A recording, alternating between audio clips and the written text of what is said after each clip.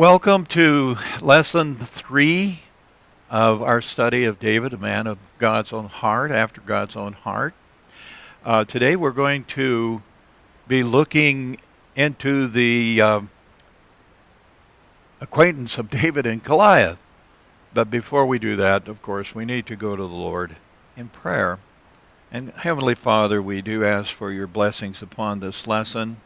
Lord, just let us glean the words and wisdom that you want us to have. Lord, we just honor you in this way. Guide and direct my words. Bless those who are listening and hearing. And God, we just honor you in every way that we possibly can. In Jesus' name, amen. Now, before we begin this lesson, there are several commentaries on them, and one must understand that this is not just a story about a young man fighting a much larger enemy. Some commentaries depict this as a conflict between the ages. It's a story about the battle between the raging, that's been raging ever since Satan rebelled against God. That this is a confrontation between good and evil, between God and his enemies. But for this morning and today, what we're going to be looking at is more of the historic value of this story that is in line of placing David into the kingship of Israel. And I want you to look at it in that way, and I think that it will help us to understand the history of David the man. Now let's begin by reading in 1 Samuel chapter 17, verse 1. And we begin. It says, "Now the Philistines gathered their armies together to battle, and were gathered in Socoh, which belongs to the Judah. They encamped between Socoh and Ezekah in Ephes Dammim. And Saul and the men of Israel were gathered together, and they encamped in the valley of Elah, and drew up in battle array against the Philistines. The Philistines stood on a mountain on one side, and Israel stood on a mountain on the other side, with a valley between them." I think we get the picture here. We see that the Philistines are on a cliff. Actually, it's like a cliffside. It's not really a big mountain as we think of it, but it's more of a cliff. And they're on the south side, and Israel is on the north side. And Israel, actually, if you look at it, has the high ground. And as we go into battle, oftentimes you want to have the high ground. But in between is this valley. And the valley itself is about, 100, maybe 110 yards wide. And it's wide enough where they can meet in battle, but it's also far enough and close enough where that each army can banter back and forth and put insults to one another, and I'm sure that that's what they do. And we have this battle scene that's between two raging armies divided by 110 yards of valley. So I think that you kind of get that picture here, I hope anyway. And then we go on down to verse 4, and it says here, "And a champion went out from the camp of the Philistines, named Goliath, from Gath." Now we know from our history of the study of Joshua and Numbers that there were giants in the land. When Joshua sent in the spies to the land of milk and honey, they came back with the report that there were giants. So we know that there are giants. And we go on down, it says, "whose height was 6 cubits and a span." Now, that is that he stands about a little over 9.5 feet to 10 feet tall. He's a big man. He had a bronze helmet on his head and was armed with a coat of mail, and the weight of the coat, just the coat itself now, was 5,000 shekels of bronze. And he had a bronze armor on his legs and bronze javelin between his shoulders. Now, if we look at that, and historians have reported that he has probably about 350 to 400 pounds of armament on his body. This is telling you not only is he big, he's strong. It would take a very strong man to go into battle with that amount of weight on him. If we relate that to modern times, a modern Marine is required to have about 175 pounds of equipment on him and be able to carry that for 9 miles. Well, here we see this man is going with 350 to 400 pounds and going into battle. He had this bronze armor. Then, verse 7, it says, now the staff of his spear was like a weaver's beam. Now, a weaver's beam, for you to know, is that beam that goes on a weaver or a weave that is about 6 feet, could be 8 feet long, and about 2.5 to 3 inches in diameter. And it's made of a very, very hard, dense wood. So when the weaver would pull down and make taut the rug that he was making, it would take a lot of pressure. And this is the type of wood that they used. Well, this is the type of wood that Goliath had for his spear. And then he goes on and says here that his iron spearhead weighed 600 shekels. Now, that doesn't sound like much, but it is. If you break that down, it's between 15 and 20 pounds. And if you compare that to modern day, say in the Olympics, for instance, a shot put, the shot put that is used is 16 pounds, and it can only be heaved 70 to 75 feet. And that is considered Olympic material. Well, here we see this man who has a spear that probably weighs 10 to 12 pounds just in wood alone, and he has a spearhead. And back in the olden days, sometimes that spearhead was called the flame, because oftentimes they would make that spearhead into the image of a flame. And it was 15 to 20 pounds. And so we're looking at with a combination of anywhere from 30 to 40 pounds just for his spear. And he's able to fling that thing as a weapon. An amazing feat. And again, it just emphasizes how strong, how big this man really was. We go on, and and a shield bearer went before him, like he really needed a shield too. Then he stood, and he cried out to the enemies of Israel and said to them, but before we get to what he is saying, why do you think that the enemy, in this case the Philistines, would send their champion out, decked out in all of this armament?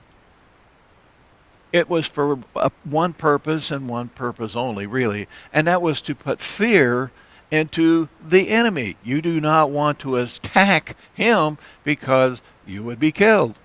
It's no different than today. We look at the old ways of the May Day parades in Russia, where they would pass before and in review and show all of their armies, their navies. They would show all of their armament. They would show all of their missiles and things like that. And what are they doing? They're showing the world that you don't mess with us because you could receive or be on the receiving end of our armies and we could kill you. We just saw this just not too long ago with North Korea. And they were displaying all of their armies and everything that they had to discourage or to frighten people to not go against them. Well, we see the same thing here. It's for discouragement.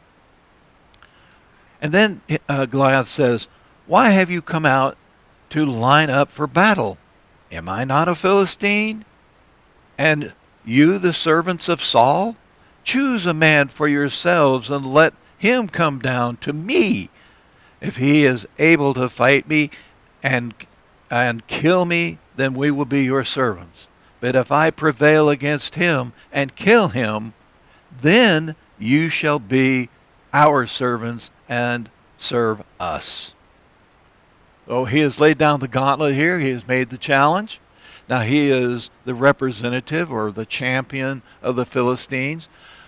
When we studied how our champion was selected, remember the people wanted a king, And they came to Samuel when he was old. We want a king, we want a king, we want this king to go before us in battle. Well, we have Saul here, and he is their champion. He stands up shoulders and head above anyone else, but he does not go down there to do battle. Why? Because he's afraid, and it's going to be saying that in just a moment. And then here in verse 10, and the Philistines said, I defy the armies of Israel this day. Give me a man that we may fight together. Well, this is mano a mano. And this was actually quite common back in the ancient days when armies would meet, and rather to have all the bloodshed that we could have, there would be two champions to come against one another, and the winner take all. We've had a movie similar to this just not long ago, and it was called Troy. And if you remember, each side had a champion, and the champion would come out and they would fight each other, and whoever won took all the spoils of that war. And so we see that this is a common way of doing battle back then. Then we go on to verse 11, and it says, when Saul and all Israel heard these words of the Philistine, they were dismayed and greatly afraid. Saul is in with that group. He's up on the hillside here on a cliff looking down, and he is afraid to come down and do battle with their champion. Well, I don't blame him there. But now in 12, now we're going back to David. Here's where he is entering in on the scene here. Now David was the son of the Ephrathite of Bethlehem, Judah. Those names was Jesse, who had 8 sons. And the man was old. We're talking about Jesse. The man was old, advanced in years in the days of Saul. The 3 oldest sons of Jesse had gone to follow Saul to battle. Remember last week we had named his 3 sons, and we know now here's where it picks up again with his 3 sons. Eliab, of course, is the oldest one, and he is there. Now, whether they volunteered to go and follow Saul or whether they were brought into the army, we really don't know, but it says they followed him. And remember also what God had predicted, that the ruler or the king would take your best people. They will take your sons and they will put them into the army. Well, here it is. It's coming to fruition here. It says the 3 sons. The sons are in the battle were Eliab, the firstborn. And remember, Eliab's name in Hebrew meant that my God is father. The first son. Next to him was Abinadab. Again, my father is noble. That's what that means. And the 3rd son's name was Shammah, which meant Yahweh hears or has heard me. Now Jesse has put into Saul's army 3 of his oldest and finest sons. Now here we go with David, though. David was the youngest, and the 3 oldest followed Saul. But David occasionally went and returned from Saul to feed his father's sheep at Bethlehem. Now, I want you to kind of keep that verse in your mind when we come to the very end of this chapter. But what does this tell us about David? That he continues to go back and he feeds and tenders his father's sheep while he is still, when Saul is in town, or that he will go to Saul and serve him as his harpist and as his guard person. Well, to me, it's showing that David does not have the big head. He has already been blessed by Samuel to be the next reigning king of Israel. But yet he still has the servant's heart. He serves his father by tending the sheep. He serves his king, earthly king in this case, by being there in his court. David has a servant's heart, and God chooses his leaders by their heart as a servant. Oftentimes we see politicians or kings, leaders, they look at how many people serve me. But God is looking at it differently. He's looking at the servant, and it's this way: how many people may I serve? And Dave is a servant after God's own heart. 16. And the Philistine drew near and presented himself 40 days, morning and evening. Now that'd get old, folks. I mean, here you are being taunted for over a month, and nothing's being done. I think I'd get tired of listening to that, and I'm sure that Saul was getting tired of listening to this, and so was the armies of Israel getting tired of listening to this. Then Jesse said to his son David, "Take now your brothers an ephah of dried grain." Well, all that means is about 2/3 of a bushel. "And these 10 loaves, and run to your brothers at the camp, and carry these 10 cheeses to the captain of their thousands, and see how your brothers fare, and bring back news of them." Well, there's thousands of soldiers here, and I'm sure that food could be of shortage, and so Jesse is saying here, take some food here to your brothers and also to the captains, and share these foods with them. That was nothing unusual to see this, and we also see that nothing's unusual here about wanting to know how his sons are doing. So he tells Jesse to load up the donkey and to get on up there and spread this gift with the people. And he also, while you're there, I want you to check on your brothers and let me know how they're doing. Nothing unusual. I know when boys and women, young men and young women go into the service, their parents want to know how they're doing. They write to them. They call them. Today's modern technology. They have cell phones. That's nothing different. This is a man concerned about his sons. So he's sending the youngest son to inquire. Now in verse 19, it says, "Now Saul and they all, the men of Israel, were in the valley of Elah fighting with the Philistines." Now apparently they have come down, they're into the valley, and they're duking it out. 20.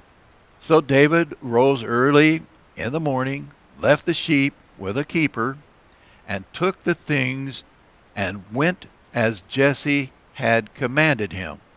And he came to the camp as the army was going out to fight and shouting for the battle."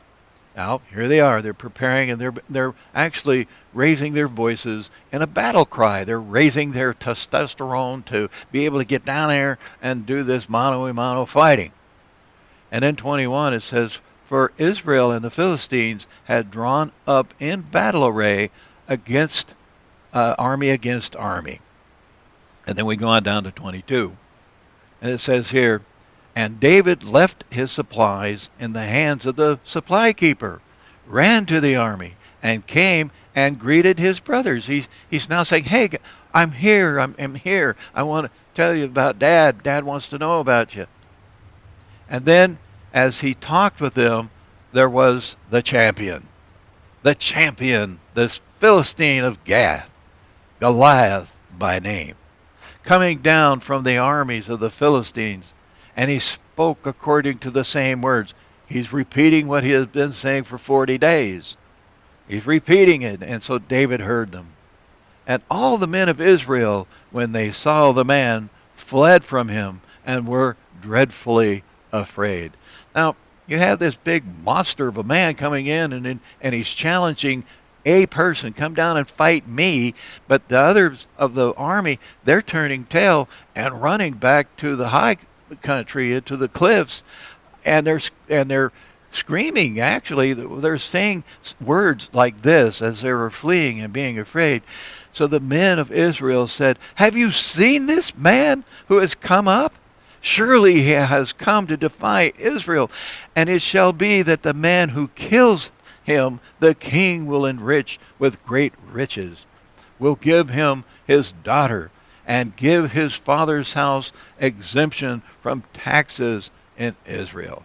Well, this is quite a reward if you think about it. He's going to enrich that man who kills him. He's going to give him money that, boy, beyond thinking.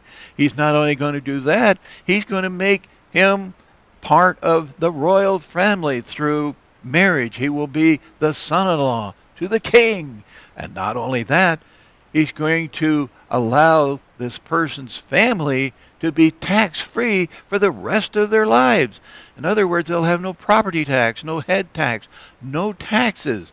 This is the reward that is going to be given to the man who can defeat Goliath. Then 26 says, Then David spoke to the men who stood by him, saying, here he's talking to the companions here that are standing there looking at this too and watching it, and he's talking to them. What shall be done for the man who kills this Philistine? He's actually wanting to make sure he heard right. And takes away the reproach. This reproach is this insult from Israel, or to Israel. For who is this uncircumcised Philistine? Who is this heathen, he's asking, that he should defy the armies of the living God? And 27. And the people answered him in this manner, and saying, so shall it be done, as the man who kills him. They're just reinforcing what the men have said as they're running back, that this is what's going to happen. All of this reward is going to be given to the man who kills him. Well, what do we see next in 28?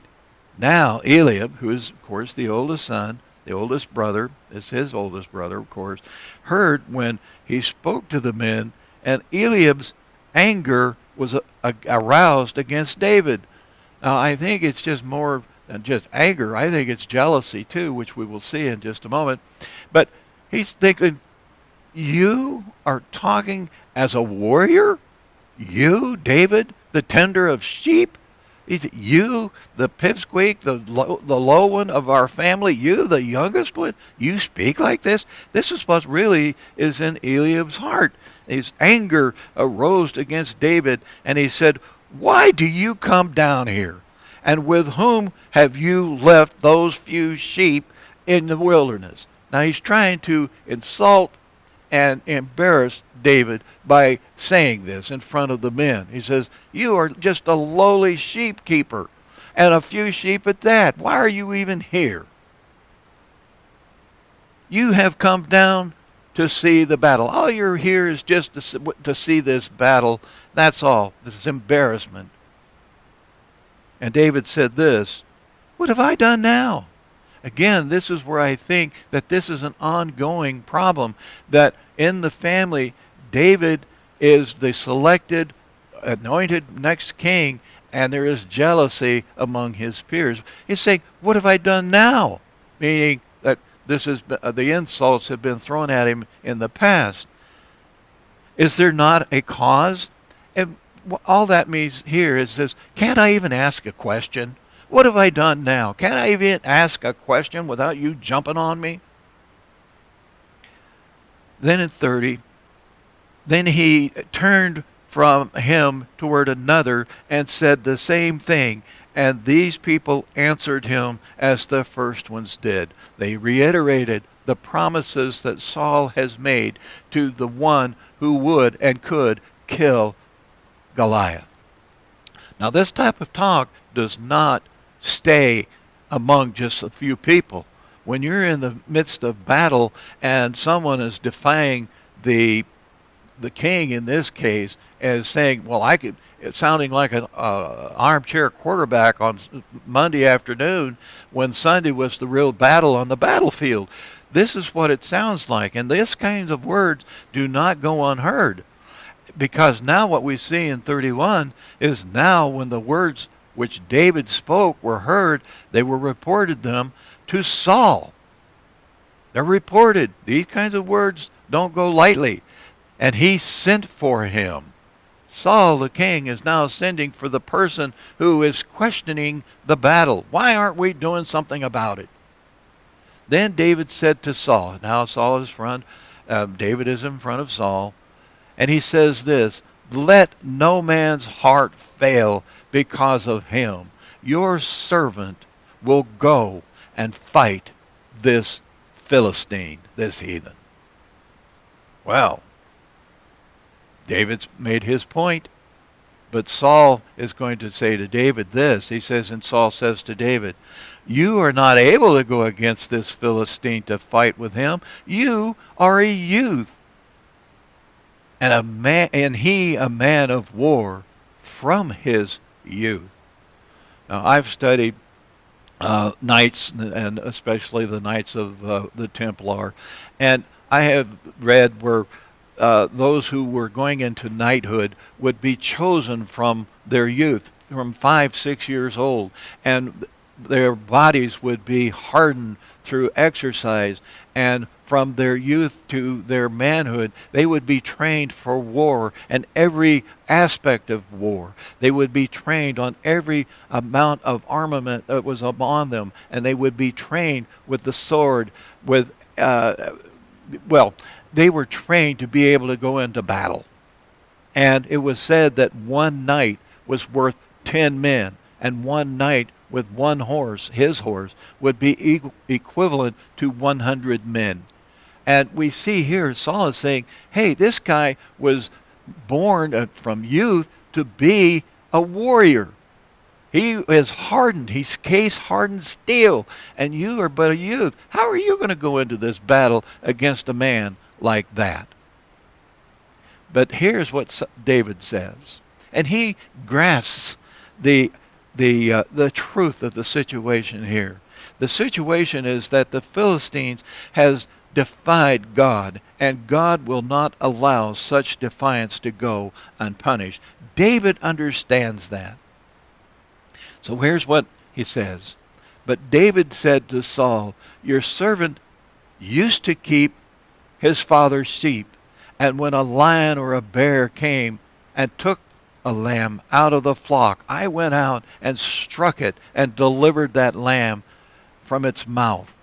And when it rose against me, I caught it by its beard, his mane, and struck and killed it. Your servant has killed both lion and bear. This uncircumcised Philistine will be like one of them, seeing that he has defied the armies of the living God. So you see, David understands. Here's the real situation. Moreover, David said, the Lord who delivered me from the paw of the lion and the paw of the bear will deliver me from the hands of this Philistine. It's a pretty bold statement that has been made here. He says, I'm not afraid. I've faced bigger giants. I've faced giants bigger than me, and I'm willing to go down there and fight for God, and I am willing to do this, and I will kill that Philistine. Whatever David said, whether Saul was listening or not, maybe the spirit of defeat was lifted from him, I really don't know. But what Saul says next, he says to David, go, and the Lord be with you. Well, at first he's reluctant in sending this youth of small stature down to fight this giant of a man who is a trained warrior. But he did, and I believe that God had lifted this curtain of doubt, and he said, okay, we'll see. Let him go. And then 38, so Saul clothed David with his armor, and he put a bronze helmet on his head, and he also clothed him with a coat of mail. He's putting on Saul's armor. Saul is much taller, bigger than David, and it's not really possible for David to wear these things. And so David fastened his sword and to this armor and tried to walk, for he had not tested them. He hadn't worn them before. And David said to Saul, I cannot walk with these, for I have not tested them. So David took them off. He's going to meet this warrior with nothing but himself and a staff. And we're going to see a little bit more. 40. Then he took his staff. Now his staff is his walking stick and the staff that he would protect the sheep with, in his hand. And he chose for himself 5 smooth stones from the brook. Now there's been many sermons just on that verse alone, but why would he take 5 stones when he only needed 1? Some say it's because there are other giants in the land. He's going to kill them with that. But that's not what is important here. This is important that he took the stones and he put them in his shepherd's bag, and we're going to get to that. And he put them in his shepherd's bag in a pouch which he had, and his sling was in his hand. And he drew near to the Philistine. So all he took was his sling and his staff. But he had one more thing too, and he had the shield of faith. And he had the faith in God, that God would not let this Philistine defy Israel any longer. He knew that God was behind him. He knew that God would protect him. And we see that God does do exactly what David thinks. And that is why the reason of having that faith in God will do what he says he will do. Just like with Abraham before he was about to sacrifice his son Isaac. Abraham had that same kind of faith. Here we see this faith. And as he drew near to the Philistine, so the Philistine came and began drawing near to David. They're coming close to one another. And the man to David, and the man who bore the shield went before him. And when the Philistine looked about and saw David, now he's looking down at this little man, and he's going without any armament. He's disdained himself. He's kind of ticked, He says, for he was only a youth, ruddy and good looking. So the Philistine said to David, because he's there, he says, you've come out to insult me by sending this kid? He says, am I a dog that you come to me with sticks? And the Philistine cursed David by his God. Now, when he's cursing David by his gods, he is also cursing God, David's God.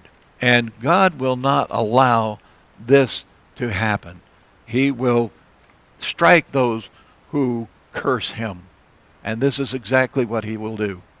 And the Philistine said to David, come to me, I will make your flesh to the birds of the air and the beasts of the field. In other words, I'm going to hack you to pieces, and I'm going to make an example of you. Well, what was David's reply? Here's a man of faith.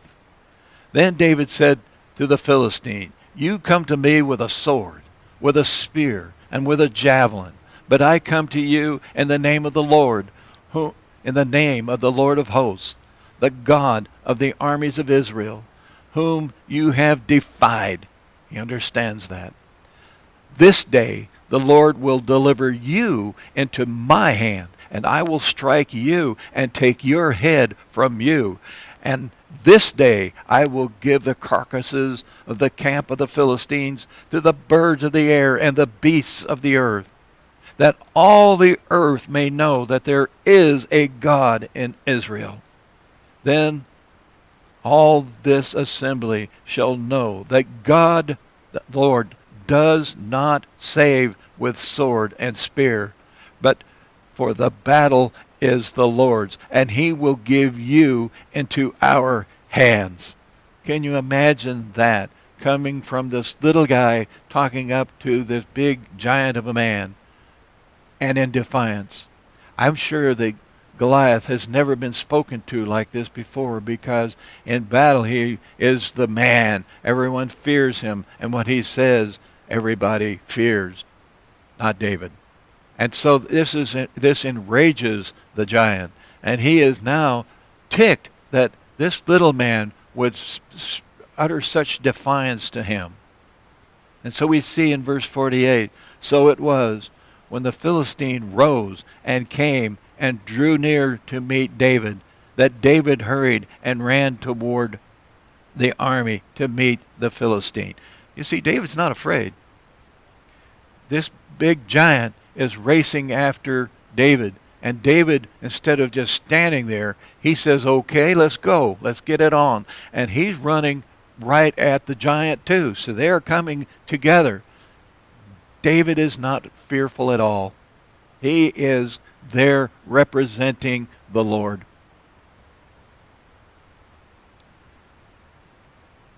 And so then David put his hand in his bag and took out a stone, and he slung it and struck the Philistine in his forehead.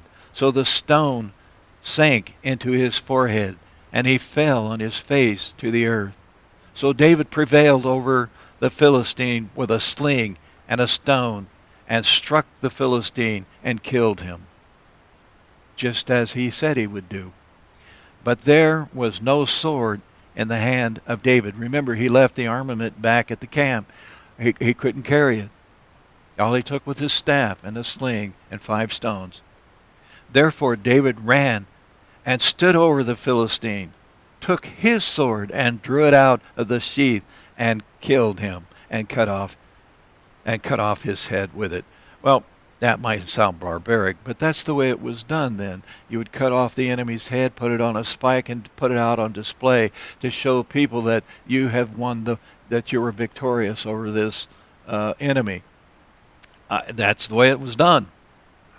And then we go on, and he says, and when the Philistines saw that their champion was dead, they fled. Well, we see this a lot of times in cowboy Indians. You kill the chief and they'll all run, that kind of thing. Well, there's no different here. And we see here in 52, now the men of Israel and Judah rose and shouted and pursued the Philistines as far as the entrance of the valley and to the gates of Ekron. Well, all of a sudden they have a spine. They are really in earnest now, going after the Philistines. The Philistines have turned tail. They're running now. Instead of Israel running back to high country, they're running back to their country. And the Philistines, the Philistine is dead.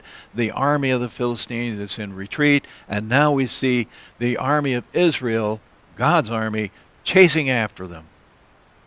And here we see also, and the wounded of the Philistines fell along the road of Sheraim, even as far as Gath and Ekron. Well, Gath is where he is from, the Philistine anyway. Then the children of Israel returned from chasing the Philistines, and they plundered their tents. Now they're taking the spoils of war. And we see what David will do. And David took the head of the Philistine and brought it to Jerusalem, but he put his armor in his tent.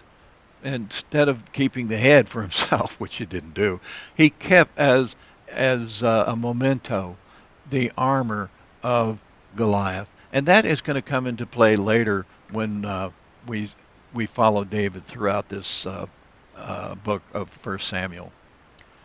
Now, 55, and here's what's interesting too. When Saul saw David going out against the Philistines, he said to Abner, the commander of the army, Abner, whose son is this youth? Now remember, I told you to kind of keep in mind the verse where it says that I lost my train of thought, but it shows where David was in the employ of Saul in his court, in fact in his most inner court as the harpist and his guardian. But now he's asking this question, whose son is this youth? Now, it's hard to say what has happened here, perhaps because of these fits of rage that Saul would go through, that perhaps he forgot or who David was, or really didn't know who David was. But we looked at last week that Saul loved David and David loved Saul. What had happened here, we really don't know. But he's asking Abner, who is this guy? Whose son does he belong to? But I also believe that in asking this question, he may be inquiring because he knows he has to fulfill the reward that he has offered the man who killed Goliath, and that was his daughter in marriage. Maybe he wanted to know the lineage of David so that they could make sure that he was of proper lineage to marry his daughter. You really don't know, but the question's asked, and it's here, and we have to leave it as it is. And Abner said, "As your soul lives, I, king, I do not know." There you go. So the king said, "Inquire whose son this young man is." Then, as David returned from the slaughter of the Philistine, Abner took him and brought him before Saul.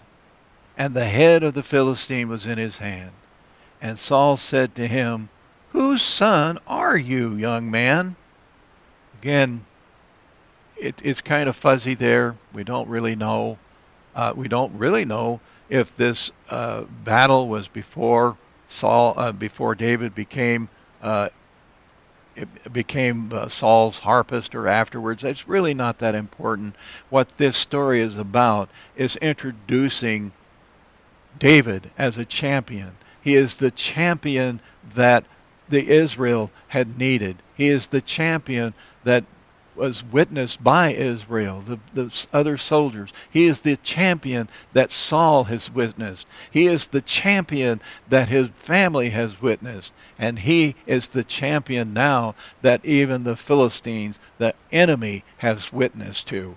He is now David, the warrior, the champion. And that's the introduction, I believe, that God is showing us here in this learning stage that David needs to become the king of Israel. And so here's what David says. He says, David answered him, "I am the son of your servant Jesse the Bethlehemite." And it ends right there. In your study guide there, I asked you a question, the very last question, and that was, what was at stake if David had lost this battle? What was at stake? Now we know that the challenge came from Goliath, that if they were to win, that the Israelites would become their servants, or if he were to lose, that the Philistines would become their servants. That's much more involved than that. And if you look at this closely, what was at stake here was that the plan of redemption for the whole world was at stake. And why would that be? Because you see, the Savior was to come through David's descendants. If David had been killed, there would be no Savior. Think about that. Now, next week we're going to see the resentment of Saul over David in chapter 18. Read that. Follow the guidelines that I've laid out for you. And until we meet again, may God bless you and reward you richly. Amen.